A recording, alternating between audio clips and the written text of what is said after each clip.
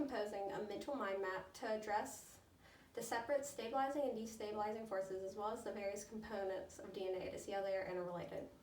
So to build up our understanding, first we will start with the primary structure. Our first part we will look at is the nucleoside, which we will then break down into two components. First, the deoxyribose pentose sugar, which is composed of 5 ribose carbons. First prime connects to the base, second distinguishes between RNA and DNA. 5 carries a phosphate group, and 3 prime connects to the phosphate group of another molecule. The other component we need to look at is our nitrogenous bases. We're going to see our double-ringed purines, adenine and guanine, and our single-ringed pyrimidines, cytosine and thymine. Going from the nucleoside, we can go to our nucleotide. The only difference between these structures is the presence of a negatively charged phosphate group. The phosphate group bonds one of its oxygens to the carbon of one sugar while bonding another oxygen to the carbon of another. These strong covalent bonds will make phosphodiester linkages, which keep these molecules together to form the sugar-phosphate backbone of DNA. So now that we understand the primary structure of DNA, it'll be easier to understand the 3D secondary structure of DNA. First, we will address the anti-parallel relationship between the strands of DNA.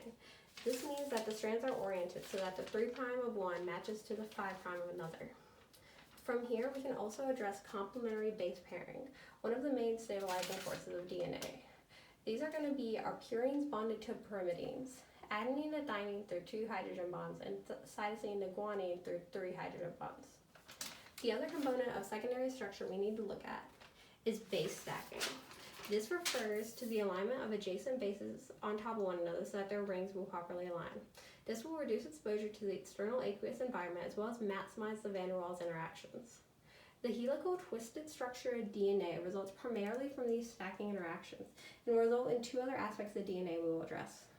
Firstly, standard DNA will have a right-handed helix as determined by the overall stability of those interactions.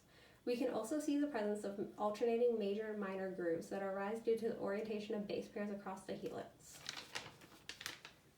One acting force of DNA we have not addressed is the destabilizing forces that arise from the negatively charged phosphate groups of the sugar-phosphate backbone.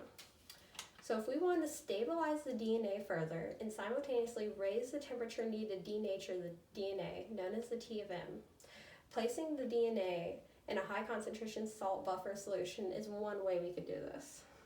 The high presence of positively charged sodium molecules will act to shield the negative charges of the phosphate backbone from the interacting with one another. While decreasing this force, the concentration will simultaneously increase the stabilizing base stacking interactions. While decreasing the destabilizing forces and increasing stabilizing, we will heighten the T of M needed to denature DNA.